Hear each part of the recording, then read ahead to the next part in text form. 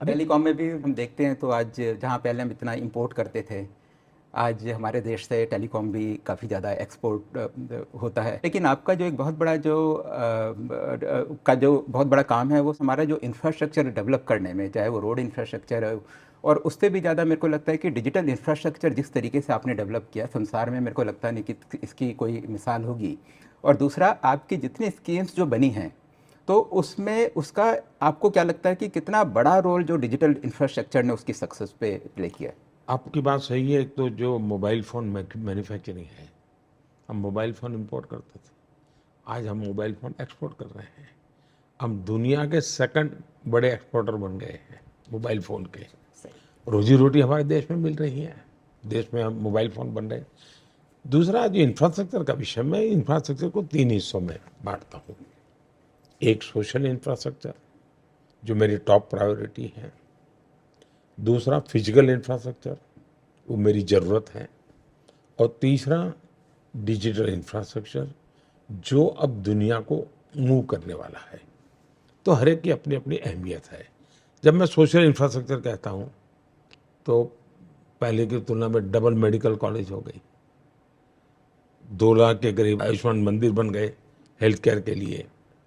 तो ऐसी समाज जीवन की आवश्यकताओं की पूर्ति के लिए जो काम करना चाहिए उसका अच्छा, प्रधानमंत्री ग्राम सड़क योजना हो, एक प्रकार से मैं उसको फिजिकल इंफ्रास्ट्रक्चर से ज़्यादा सोशल इंफ्रास्ट्रक्चर का हिस्सा मानता हूँ, क्योंकि उसको आवश्यकता है।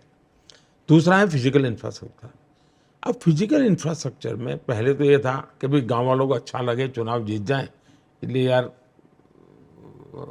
टार का एक छोटा सा बना दो पट्टी। मैंने कहा मैं ऐसा काम नहीं करूँगा, मैं ग्लोबल स्टैंडर्ड के साथ मैच करना चाहता हूँ। तो आजकल मेरे यहाँ कोई भी इंफ्रास्ट्रक्चर प्रोजेक्ट बनते हैं तो उसमें ग्लोबल स्टैंडर्ड क्या है, वो उसको मैच करने में हम कितना दूर है आगे जा सकते हैं। मैं जानता हूँ मेरी बुलेट ट्रेन की कल्पना को आज भी लोग गालियाँ देते हैं, लेकिन वो माइंडसेट बदलने के लिए बहुत ज़रूरी है। माइंडसेट तब बदलता है जी। हमने अब तक वो लाल कलर की रेलवे देखी जिंदगी, और कभी विचार ही नहीं आया। आज वंदे भारत ट्रेन ने सोचने का तरीका बदल दिया, उसको रेलवे अपनी प्यारी लगने लगी। तो बदलाव हर एक को पसंद है। तो जहाँ तक डिजिटल इंफ्रास्ट्रक्चर का सवाल है, पूरी दुनिया उसके लिए बड़ी अचरज है।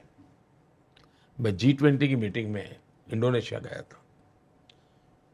ऑलमोस्ट ऑल कंट्री मुझे कह रहे थे साहब ये कैसे हुआ है, क्योंकि उनको लगता है ये बड़ा रिवॉल्यूशन है।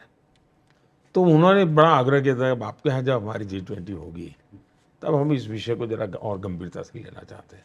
तो आपने देखा होगा G20 समिट में डिजिटल इंफ्रास्ट्रक्चर को स्पेशल बल दिया गया है।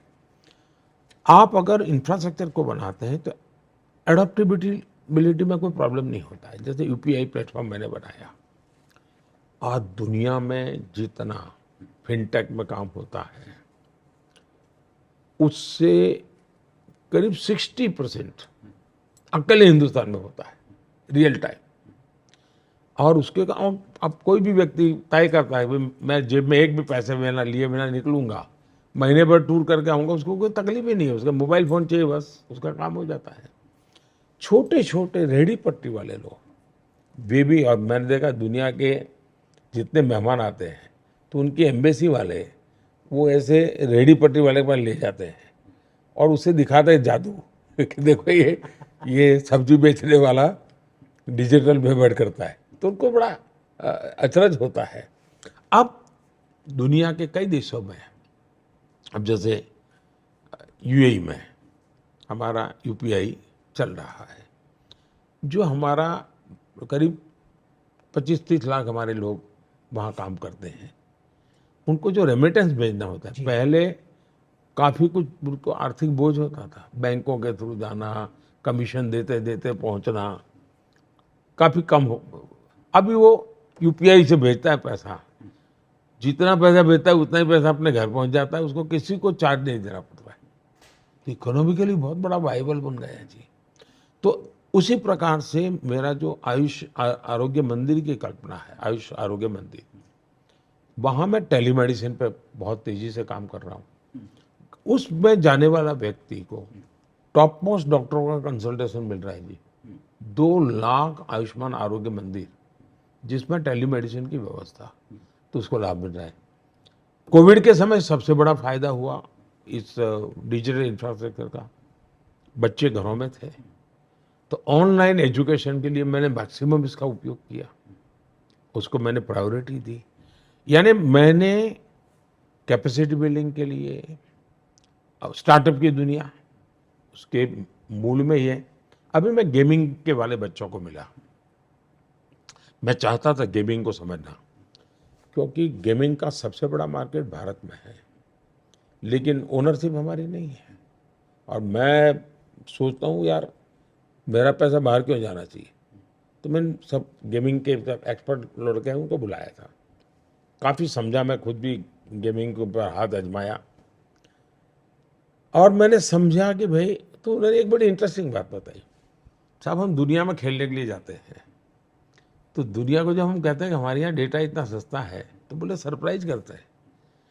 तो मुझे ये समझ आया कि भारत का डेटा सस्ता होना वो सिर्फ दुनिया को बताने के लिए नहीं कि भाई देखो बेहतर सस्ता, ये कितना बड़ा गेम चेंजर होता है। और फिर से मैं टीम लगाई हुई है कि गेमिंग की पूरी इंडस्ट्री, जब मैं सस्ता डेटा देता हूँ तो मैं गेमिंग को एक कंस्ट्रक्टिव वे में कैसे, कॉमर्शियल एंड कंस्ट्रक्टिव, ऐसा उसको कैसे रूप दे सकते, तो मैं काफ़ी काम कर रहा हूँ।